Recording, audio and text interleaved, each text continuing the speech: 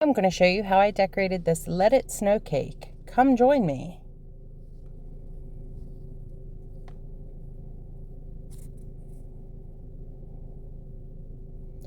So this cake is really a cake that is a whole lot of trial and error. So first I'm starting with making my icing. I'm using a whipped icing, which is the second time I've used a whipped icing. So I'm learning and just trying to improve what I do as a self-taught decorator. So everything is trial and error, at least till I get lots of practice. So I'm using some whipping cream, I'm using some powdered sugar, and I use some pudding to make this icing, and I'm just going to mix it up. I will say I'm also super excited about this video because I'm using for the first time ever an icing machine. So this is one of those machines you see advertised where it smooths your icing and makes this beautiful, perfect cake. I got one for Christmas this year, and I am really excited to try it. So back to the cake. Once I finished mixing up the icing, I added it to my bag, and I'm ready to begin icing this cake using the cake machine. So I'll tell you in advance that there were a bit of challenges with it because I wasn't quite sure what to do, but here you are going to be witness to it now. So the first thing I did was added some of this whipped icing to my cake board so that I can hold my cake in place. I will say the icing was quite tasty, though I'm going to take more time before I use this for a cake. And this was for a family get-together, so wasn't a huge big deal. So here I am just kind of smoothing that icing out, and then I'll add my next layer.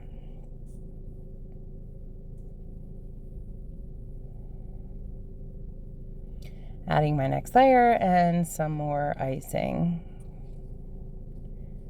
I'll smooth that and then add the last of the layers.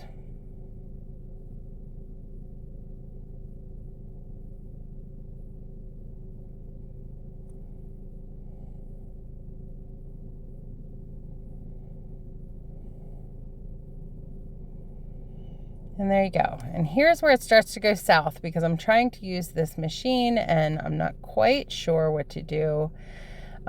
So just doing my best. So squeezing the icing along both the top and sides and trying to make a smooth surface for my cake. So one thing I did notice as I was using this is you use a lot of icing for it. I had to try several times to get my cake to stay still on this platform that's spinning. You'll also notice I had a clip there because I felt like it wasn't holding it very securely, the blade where it was like scoring the icing.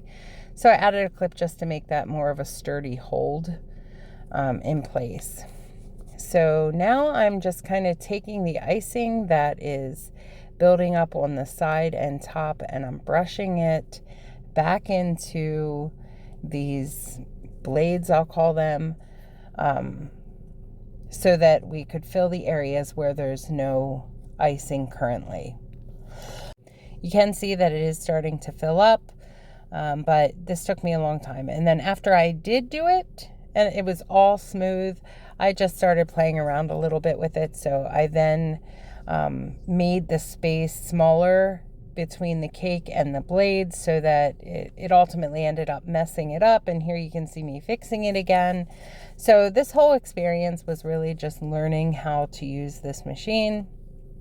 And it's going to take a lot of time for me to get better at it. Ultimately, I did end up with a beautiful looking cake with a blank canvas for me to decorate the cake. But I will mention that I had already said that I am not really familiar with working with whipped icing, so I did run into some challenges with it, which we'll talk about in a little bit. So here you can see the cake is really starting to turn into a very well-coated cake. I really did enjoy using this machine, and I think that ultimately I will get better at using it and I'll get an even better outcome. So here's the final of my cake, and now I'm beginning to make some chocolate ganache, which I'm going to put on the top of this cake, which brings us to the next challenge.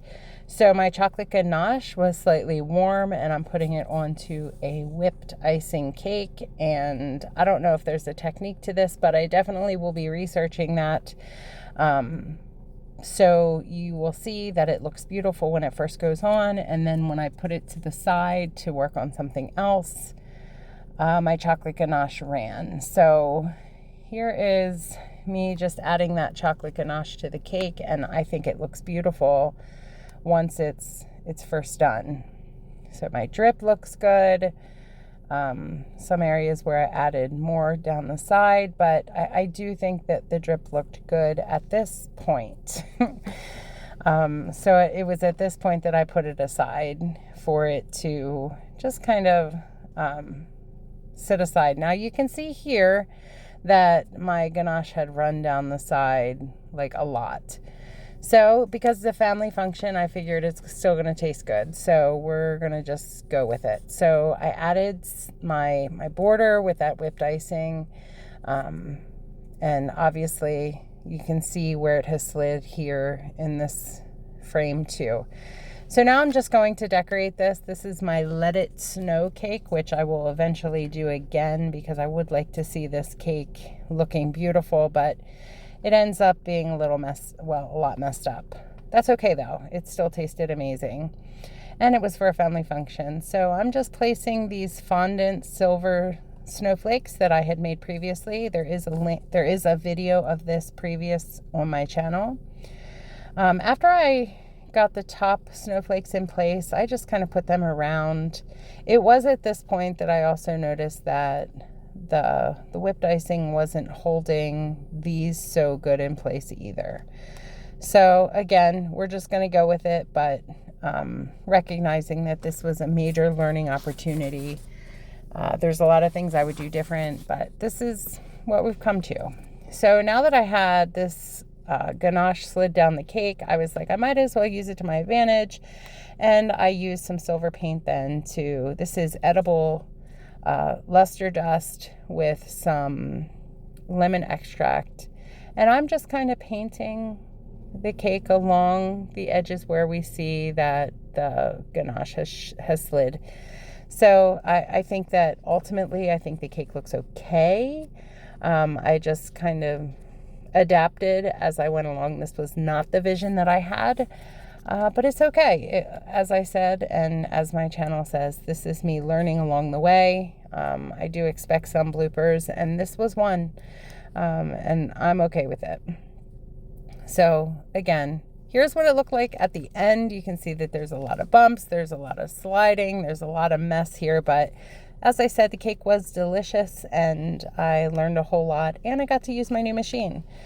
But if you enjoyed watching this video, I encourage you to like, comment, share, and subscribe so that you don't miss any of my future content, whether it's good or a blooper. But thank you for watching. I appreciate it, and I hope you enjoyed this video.